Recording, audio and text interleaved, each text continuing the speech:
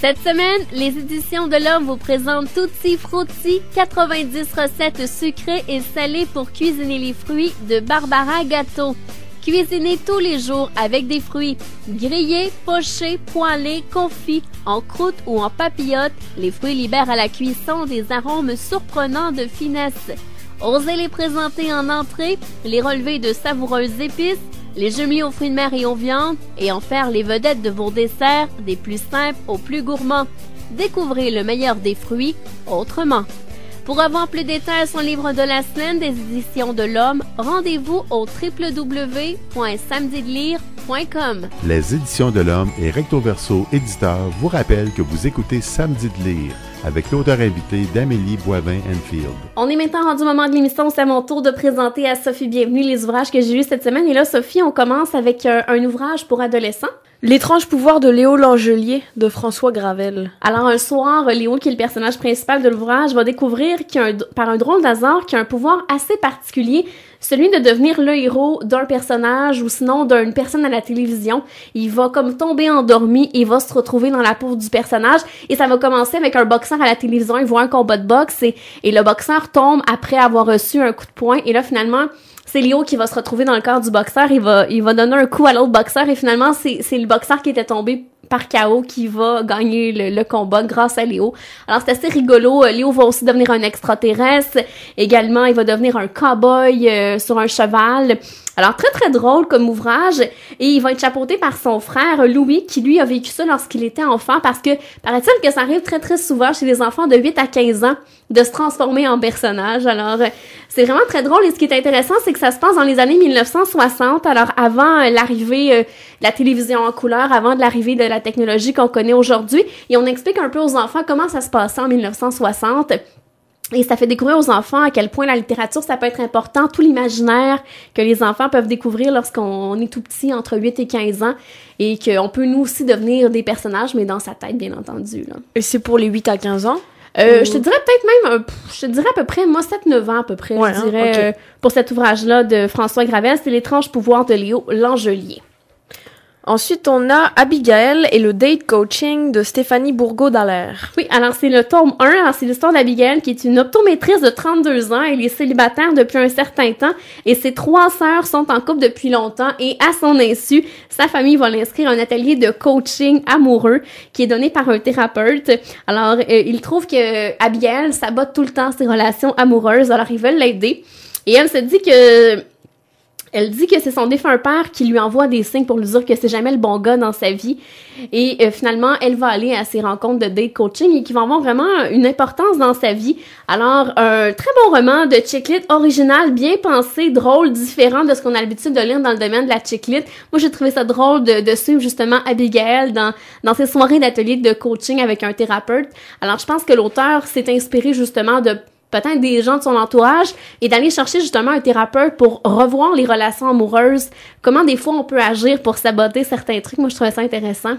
Et il filme même, à certains moments, les candidats, il envoie les candidats rencontrer des gens, cruiser dans les bars, et on les filme, et par la suite, le thérapeute analyse comment ils ont réagi, comment ils ont fait pour cruiser. Alors, je trouve ça intéressant. Donc, on est entre le roman et le livre de self-help, en fait, la psychopop, où il y a des petits conseils. Oui, c'est ça. Alors, je pense qu'il y a beaucoup de filles qui sont célibataires qui vont beaucoup aimer l'ouvrage. Je vais partir avec. Alors, ça s'appelle Abigail et le date coaching, tome 1 de Stéphanie Bourgault-Dallaire. Ensuite, on a Laissez courir les éléphants, repousser les limites de votre créativité de David Usher. Alors, un magnifique ouvrage que tout le monde devrait lire parce qu'en vieillissant, beaucoup de gens mettent de côté leur créativité. Ils s'imaginent que la créativité, c'est réservé à un nombre restreint de gens, souvent les artistes. Et on trouve à l'intérieur des principes vraiment simples à appliquer dans sa vie. Et moi, depuis que j'ai lu l'ouvrage de David Usher, je me lève chaque matin plus tôt pour prendre mon 30 minutes de créativité. Alors, papier et crayon, et je prends des notes justement pour vider ma tête d'idées originales que je pourrais utiliser dans mon quotidien, dans des projets, dans mon domaine en tant que communicatrice, mais également dans d'autres domaines de sa vie. Alors, je trouvais ça intéressant et comme plein d'exemples, comme par exemple, il nous dit que vers 4-5 ans, c'est le moment où on est le plus créatif quand on est enfant parce qu'on n'a pas encore été contaminé par ce qui nous entoure et qu'on devrait avoir des photos de nous vers 4-5 ans pour nous rappeler à quel point à cet âge on était créatif. Et de prendre des notes en laissant aller sa créativité Vraiment un magnifique ouvrage et David Usher donne des conférences partout à travers le monde sur la créativité et je pense qu'il y a beaucoup de gens qui devraient prendre exemple de David Usher et de se donner rendez-vous avec sa créativité. Vraiment, c'est très bien fait et c'est un ouvrage dans lequel on peut prendre plein de notes. Moi, j'ai pris plein de notes personnelles, des idées pour développer ma créativité et on part avec un point et par la suite, on se laisse aller et on développe des projets, des idées de trucs qu'on pourrait faire dans son quotidien. Alors, un très bel ouvrage de David Usher. Ça s'appelle « Laisser courir les éléphants ». Et il est magnifique aussi, hein. Oui, très beau. Puis je pense qu'une des raisons pourquoi la maison d'édition a mis une couverture souple, c'est justement pour qu'on puisse le traîner, le manipuler régulièrement et penser à prendre des notes, là. Alors, je pense que tout le monde devrait lire cet ouvrage-là. Et on termine avec le dernier. La colle à parents de Kes Gray. Illustration de Lee Wildish. Alors, c'est l'histoire d'un jeune garçon dont les parents sont déchirés. Ça arrive beaucoup que des parents veulent se séparer quand on est tout petit. Et le jeune garçon va chercher par tous les moyens à recoller ses parents. Il va même se rendre au magasin pour acheter de la colle pour recoller ses parents ensemble. Et finalement, il va voir plein de sortes de colle, mais pas de colle pour recoller les cœurs. Et il y a une commis qui va arriver, qui va venir lui demander si elle peut l'aider. Et finalement, il va raconter l'histoire à la commis en lui disant que ses parents veulent se séparer, qu'il est triste et se sent coupable.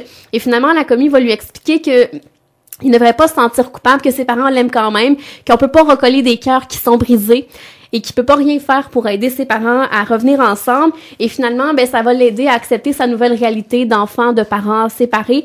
Alors, je pense que c'est un bel ouvrage que des parents qui veulent se séparer devraient acheter un enfant pour lui faire comprendre que c'est pas sa faute à lui si ses parents se séparent, qu'ils ont des raisons d'adultes pour le faire. Alors, un très bel ouvrage. Vraiment très rigolo également. Les illustrations sont drôles, comiques.